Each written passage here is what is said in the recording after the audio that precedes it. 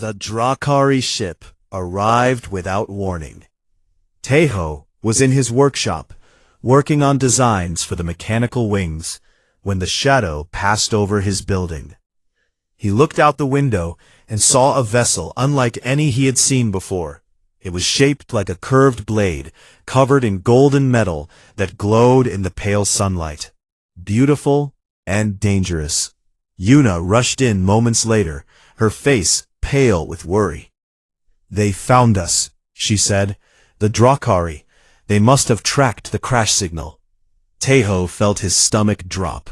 He had known this day would come. He had just hoped for more time.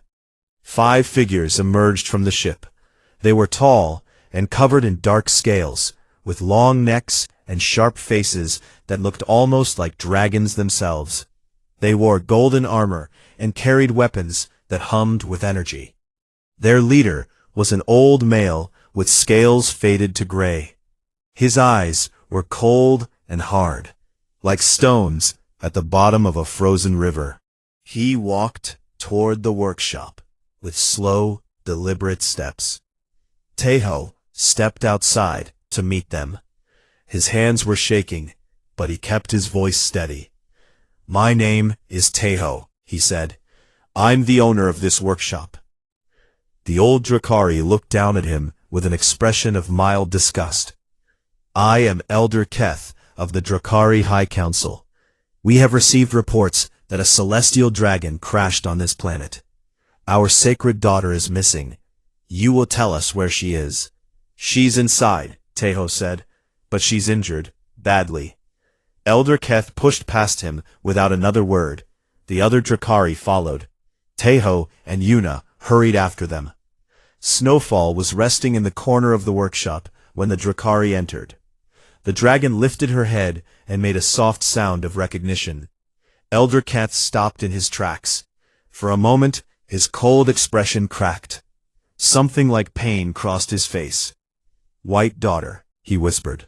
"What have they done to you?" He moved closer and examined Snowfall's body. He saw the exoskeleton on her legs. He saw the neural interface attached to her spine. He saw the ruined stumps where her wings had been. "There is nothing that can be done." He looked at Teho with something close to pity.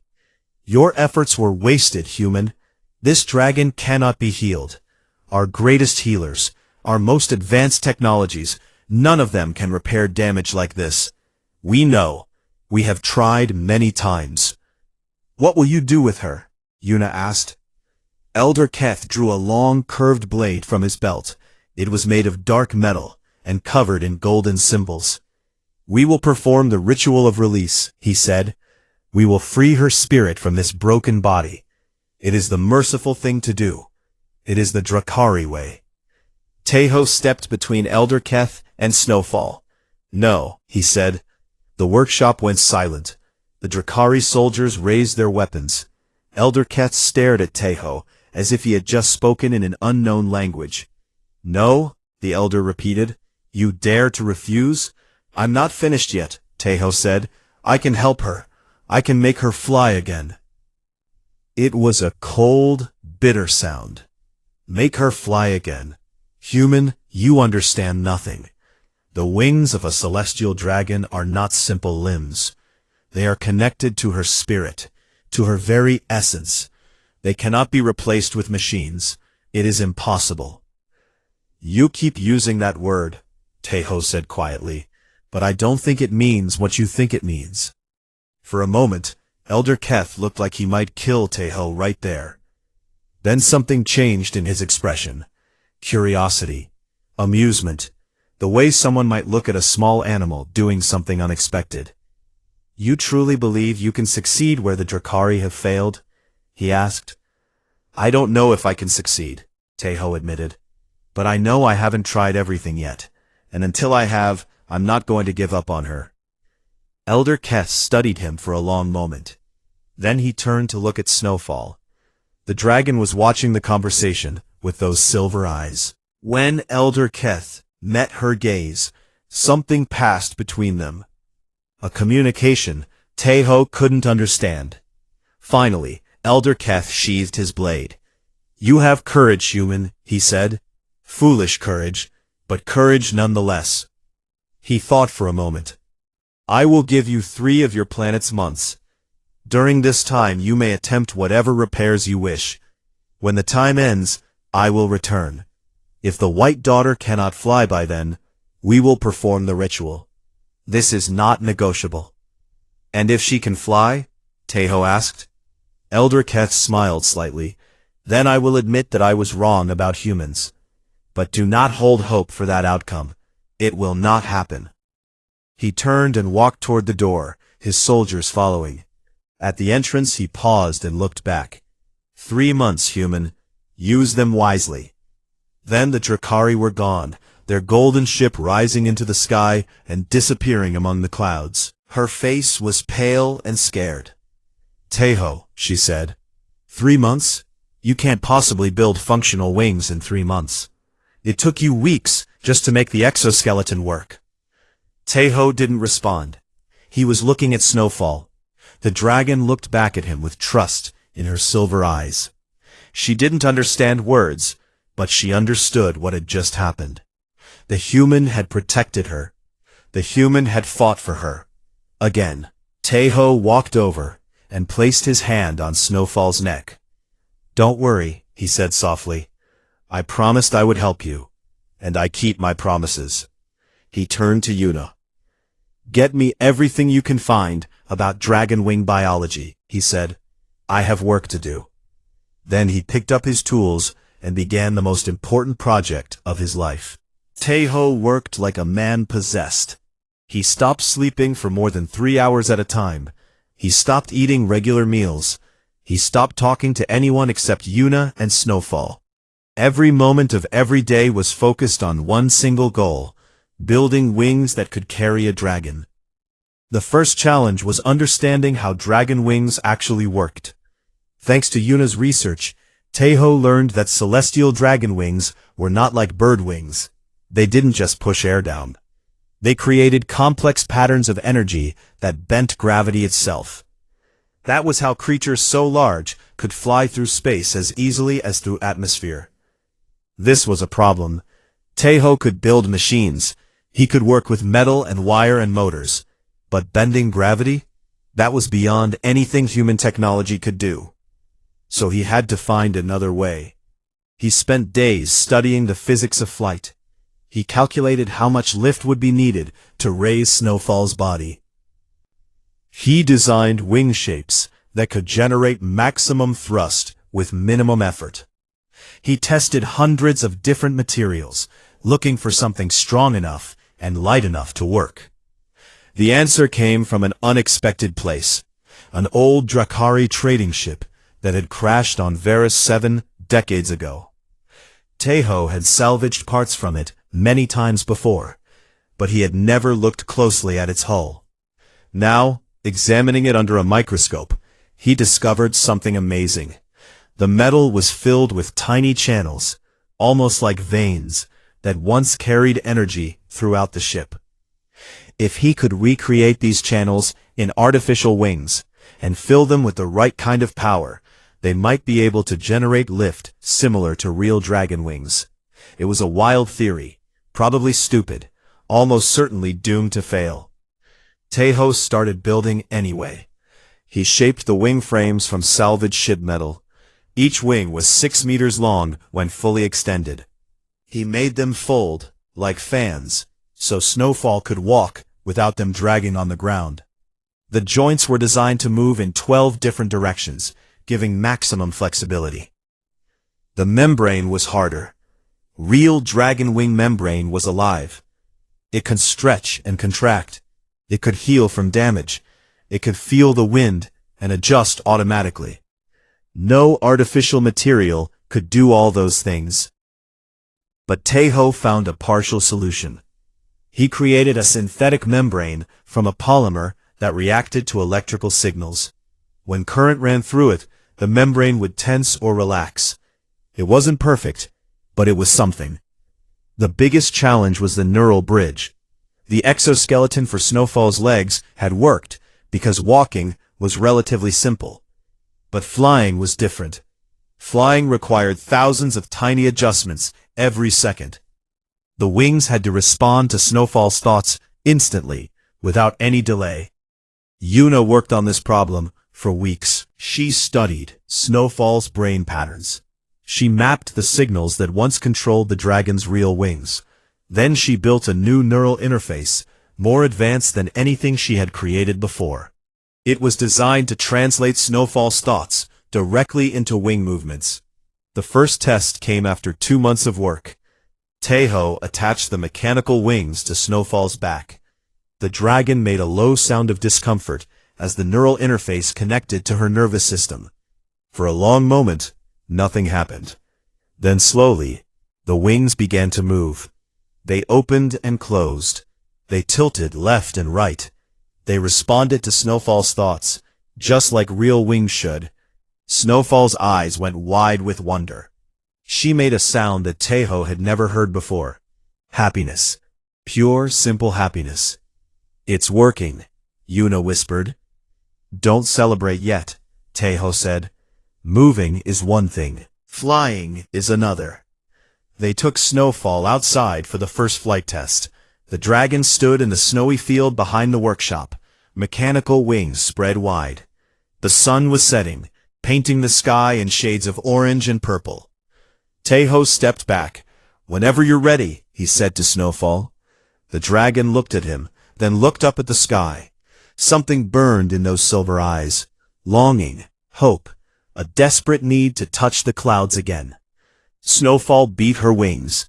Once, twice, 3 times. She rose about half a meter off the ground. Then something went wrong. The left wing couldn't keep up with the right. The power distribution was uneven. Snowfall spun sideways and crashed into the snow. Taeho ran to her side. The dragon was uninjured but frustrated.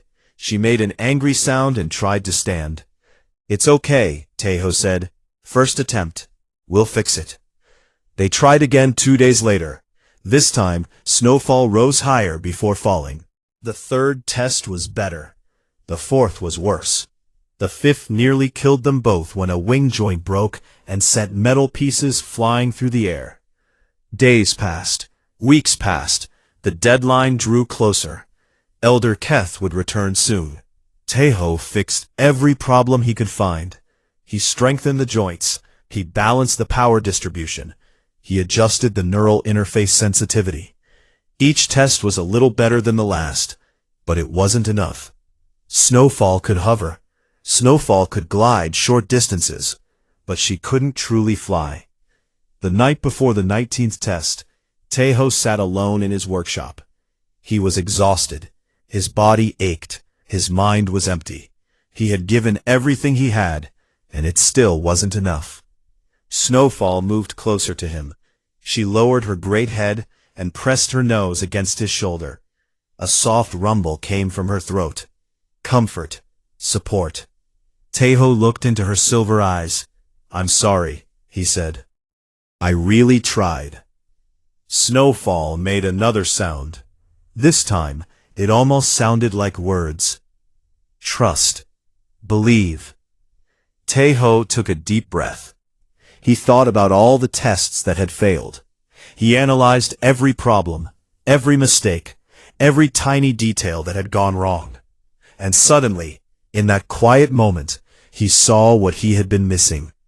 The wings weren't working because they were fighting against each other. Each wing was adjusting independently, responding only to its own signals. But real dragon flight required both wings to work together perfectly, like 2 parts of a single whole. He needed to synchronize them, not just mechanically, but neurologically. Both wings had to share the same signal, the same thought, the same intention. Taeho stood up. His exhaustion was gone, replaced by burning determination. "One more test," he said to Snowfall. "Tomorrow. One more." He worked through the night, rewiring the neural interface. When the sun rose, he attached the modified wings to Snowfall and led her outside. The dragon spread her wings. Taeho stepped back. "Fly," he whispered. "Please, fly." Snowfall beat her wings. She rose from the ground. 1 meter, 2 meters, 5 meters, 10. The wings moved in perfect harmony, cutting through the air like they had always belonged there. Snowfall climbed higher and higher, her white scales catching the morning light. Then she began to truly fly. Not hovering, not gliding, flying. She soared across the sky, spinning and diving and climbing again. She moved with a grace that seemed impossible for something mechanical. Taeho fell to his knees in the snow. Tears ran down his face. Beside him, Yuna was laughing and crying at the same time. In the sky above them, a dragon that should have died was dancing among the clouds. And for the first time in months, Taeho allowed himself to hope. The 3 months ended on a cold, clear morning. Taeho stood in front of his workshop and watched the sky. He had been watching since dawn, waiting for the golden ship to appear. His heart was calm. Whatever happened today, he had done everything he could. There were no more tests to run, no more adjustments to make, no more desperate nights of work. Snowfall stood beside him. The mechanical wings on her back gleamed in the pale sunlight. Neural ports glowed softly blue along her spine. She looked strange and beautiful, like a creature from a dream. Yuna came out to join them, holding 2 cups of hot tea. She gave one to Taeho and stood close to him. "Are you scared?" she asked. "No," Taeho said. "Whatever they decide, I know we did the right thing." The Drakari ship appeared from behind the clouds. It descended slowly, its golden hull reflecting the light like a falling star. When it landed, the snow around it melted from the heat of its engines. Elder Keth emerged first. Behind him came 11 other Drakari, each wearing ceremonial robes covered in golden symbols. They were witnesses, Taeho realized, representatives from different worlds. Elder Keth had brought an audience for the ritual, or for Taeho's failure. The elder walked toward them with slow, measured steps. His eyes went to Snowfall, taking in the mechanical wings, the neural interface, the glowing ports. His expression was unreadable. "The time has come," Elder Keth said. 3 months ago, you claimed you could make the White Daughter fly again. I told you it was impossible." He paused. "Were you able to prove me wrong?" Taeho looked at Snowfall. The dragon looked back at him with those silver eyes that had become so familiar over the past months. They had been through so much together. Pain, frustration, failure after failure. But also, hope, a bond that neither of them had expected. "She can show you herself," Taeho said. He stepped back and nodded to Snowfall. The dragon understood. She always understood. Snowfall spread her mechanical wings. The synthetic membrane caught the wind. The joints moved smoothly, adjusted perfectly. She looked up at the sky, at the clouds she had been separated from for so long. Then she leaped. The wings beat down with tremendous force. Snow exploded outward in a white ring. Snowfall rose into the air, climbing higher with each powerful stroke. The Drakari witnesses gasped and stepped backward. Some of them fell to their knees. But Snowfall was just getting started. She climbed until she was 100 meters above the ground. Then she dove, plunging toward the earth at incredible speed. At the last moment, she pulled up, wings tilting to catch the air, and shot across the field in a blur of white scales and silver metal. She flew circles around the golden ship. She spiraled through the clouds. She performed maneuvers that seemed impossible for any creature, natural or mechanical. The sky itself seemed to welcome her back, parting before her like water before a swimming fish. The demonstration lasted several minutes. When Snowfall finally landed beside Taeho, she wasn't even breathing hard. The mechanical wings folded against her back with a soft click. She looked at Elder Keth with an expression that might have been pride. The silence lasted for a long time. Finally, Elder Cat stepped forward. His face was pale. His hands were trembling slightly. When he spoke, his voice was rough with emotion. In 12,000 years of Drakari history, no dragon with a broken spine has ever flown again. Our most advanced technology, our deepest spiritual knowledge, none of it could solve this problem. We accepted it as a law of the universe, as unchangeable as death itself. He turned to face the witnesses. They were still kneeling in the snow, their eyes wide with shock and wonder. And now, Elder Keth continued, a human mechanic from a forgotten planet has done what we could not. With machines made from salvage and wire, with knowledge we considered primitive, with nothing but his own 2 hands, and his stubborn refusal to accept defeat. He turned back to Taeho. Slowly, deliberately, he lowered himself to one knee. The other Drakari followed, bowing their heads. The Drakari owe you a debt that can never be repaid, Elder Keth said. You have given the White Daughter back her sky. You have proved that even the impossible can be achieved. He looked up at Taeho with something new in his eyes. Respect, admiration, perhaps even fear. What is the secret of your people? What power do you possess that we do not? Taeho thought about the question for a long moment. He thought about all the nights he had spent working until his hands bled. He thought about all the failures, all the setbacks, all the times when quitting would have been easier. He thought about the voice inside him that had refused to accept that Snowfall couldn't be saved. Stubbornness, mostly, he finally said.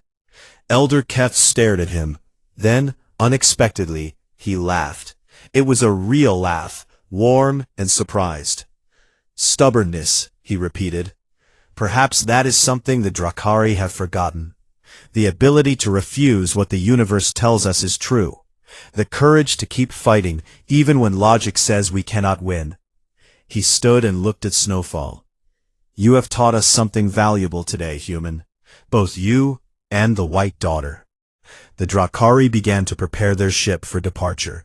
But, before Elder Keth boarded, he turned back to Taeho one last time. The White Daughter should return with us, he said. Her place is among our sacred mountains, where she can be honored and protected. He paused. But I have learned something today about what I do not know. So I will ask, rather than command. Will you let her come home? Taeho looked at Snowfall. The dragon pressed her nose against his shoulder, the same gesture of comfort she had given him so many times before. Her silver eyes met his, and in them he saw a question. I won't make that choice for her, Taeho said. She can go if she wants. She'll always be welcome here, if she stays. Snowfall looked at Elder Keth. Then she looked at the golden ship. Then she looked at the small cluttered workshop, where she had been reborn. She moved closer to Taeho and lay down beside him, curling her long tail around his feet. Elder Keth smiled slightly. The bond between you cannot be broken by distance or duty. She has chosen her family. He bowed his head. Then I will leave her in your care, human. But know this. If ever you need the help of the Drakari, you need only ask. Our doors will always be open to you. The golden ship rose into the sky and disappeared among the stars. Taeho sat down in the snow beside Snowfall. Yuna joined them, sitting on the dragon's other side. For a while, none of them spoke. They just watched the clouds drift across the pale blue sky. So what now? Yuna asked eventually. Taeho thought about it.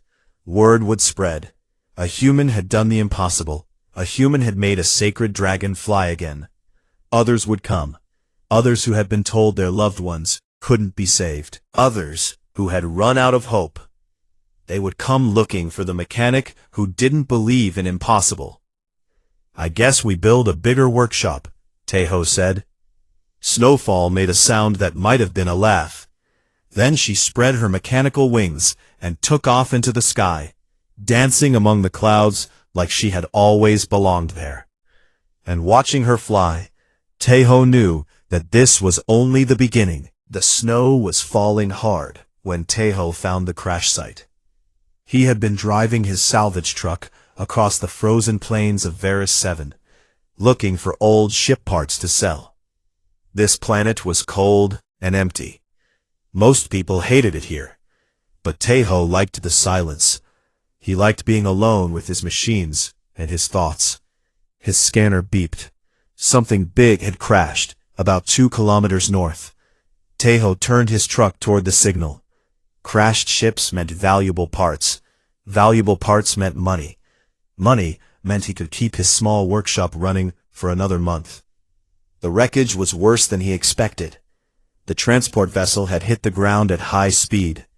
Metal pieces were scattered across the snow like broken toys. Fire had burned most of the ship's body. Nothing useful remained. Taeho sighed and stepped out of his truck. The cold wind cut through his jacket. He walked around the crash site, kicking at pieces of metal with his boot. All junk. All worthless. Then he heard the sound. It was soft, almost like a whisper. A low, painful moan coming from inside the broken ship. Taeho stopped walking.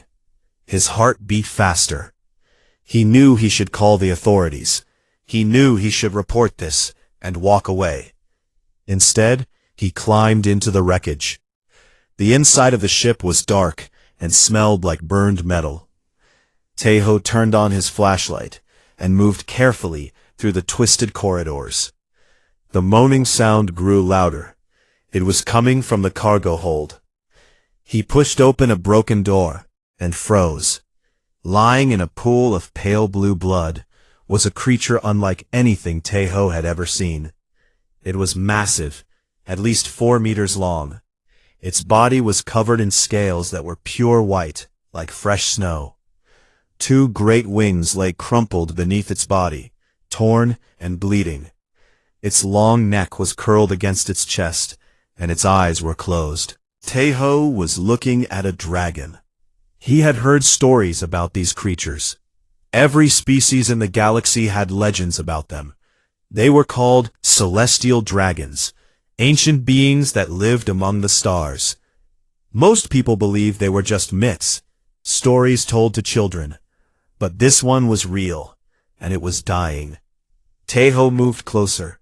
The dragon's breathing was shallow and weak. Its back legs lay completely still, twisted at wrong angles. When he touched its scales, they were cold as ice. He should call someone. The Galactic Council, the medical stations, anyone who knew what to do with a creature like this. But Taeho knew what would happen if he did. They would take the dragon away. They would study it. They would probably let it die on some examination table far from the stars. Taeho made his decision. He ran back to his truck and drove it as close to the wreckage as possible. Then he spent the next 3 hours carefully moving the dragon onto his cargo platform. The creature weighed more than anything he had ever lifted. His muscles screamed, his back ached, but he did not stop. By the time he reached his workshop, the sun was setting. Orange light painted the snow as Taeho pulled the dragon inside his building. He laid it on the floor of his main work area, surrounded by broken engines and spare parts. His communication device buzzed. It was his sister, Yuna. "I'm coming over," she said. "I finished my research shift early." "Yuna, wait," Taeho started, but she had already ended the call. 20 minutes later, Yuna walked through his door. She stopped immediately when she saw what was lying on his floor. "Taeho," she whispered, "what did you do?" "I found it," he said, "in a crashed ship. It's hurt badly." Yuna was a xenobiologist. She studied alien creatures for the research station nearby. She walked slowly toward the dragon, her eyes wide with shock. "Do you know what this is?" she asked. "A dragon," Taeho said. "Not just any dragon." Yuna knelt beside the creature. This is a celestial dragon. And look at its color. It's albino. There are maybe 5 of these in the entire galaxy. They're sacred to the Drakari species. They worship these creatures like gods. She examined the dragon more closely. Her face grew dark. Its spine is broken, she said. The lower half of its body is completely paralyzed, and its wings, she shook her head. The membrane is destroyed. The bones are fractured in at least 12 places. Can you fix it? Tahoe asked. Yuna looked at him like he was crazy. Fix it, Tahoe? The best doctors in the galaxy couldn't fix this. The Drakari have medical technology 1,000 years ahead of ours. Even they consider spinal damage in celestial dragons to be permanent. This creature will never walk again. It will never fly again. The kindest thing we can do is end its suffering. Tahoe looked down at the dragon. Its eyes were still closed. Frost gathered on its breath as it exhaled. Even broken and dying, it was the most beautiful thing he had ever seen. No, he said. No? Yuna stared at him. Tahoe, be reasonable. You're a mechanic. You fix engines and machines. You can't fix this. I don't know that yet, Tahoe said quietly. And until I know for certain that nothing can be done, I'm not giving up on it. Yuna opened her mouth to argue, then closed it. She had seen that look in her brother's eyes before. When he was determined, nothing in the universe could change his mind. Fine, she said, but I'm helping you. And when this fails, don't say I didn't warn you. Tahoe nodded and looked back at the dragon. Somewhere deep in his heart, something told him this creature was meant to live. He didn't know why. He didn't know how, but he was going to find a way. Outside, the snow continued to fall, and in a small workshop on a forgotten planet, a human mechanic began the impossible task of saving a god. The first week was the hardest. Tahoe barely slept. He spent every hour reading everything he could find about dragon biology. Most of it was useless. The Drakari kept their knowledge secret. What little information existed on the galactic network was incomplete and outdated. So Tahoe did what he always did when he faced a problem he didn't understand. He studied it himself. He examined the dragon's body like it was a broken machine. He mapped its nervous system, tracing the paths where electrical signals should flow. He measured its bones, its muscles, its joints.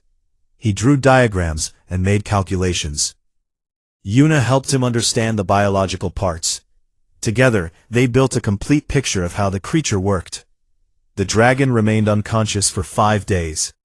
Tahoe fed it water through a tube and kept its wounds clean. He talked to it sometimes, even though it couldn't hear him. He told it about his life, about his work, about the stars he had seen during his travels. On the 6th day, the dragon opened its eyes. They were the color of pale silver, like moons reflecting sunlight. The dragon looked around the workshop slowly, taking in the machines and tools and spare parts scattered everywhere. Then its gaze settled on Tahoe. For a long moment, neither of them moved. "Hello," Tahoe said softly. "My name is Tahoe.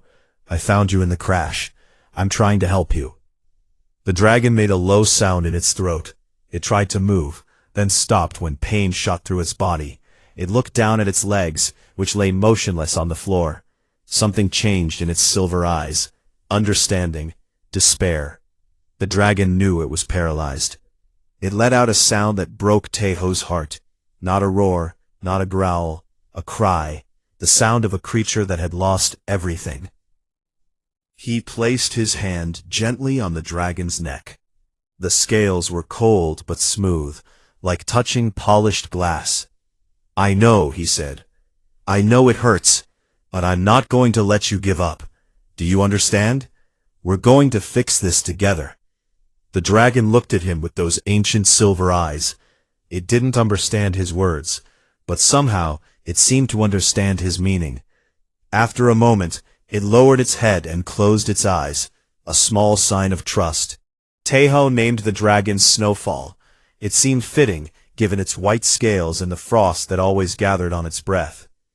Over the next few weeks, Taeho worked on his first solution. He built an exoskeleton for Snowfall's back legs. It was made from lightweight metal and powered by small motors. The idea was simple. If the dragon's legs couldn't move on their own, the machine would move them instead. The first test was a disaster. The frame was too heavy. Snowfall couldn't balance. The dragon fell sideways and crashed into a shelf of tools. Taeho spent hours cleaning up the mess. He built a second exoskeleton. This one was lighter and had better joints. But the motors were too weak. They couldn't support Snowfall's weight.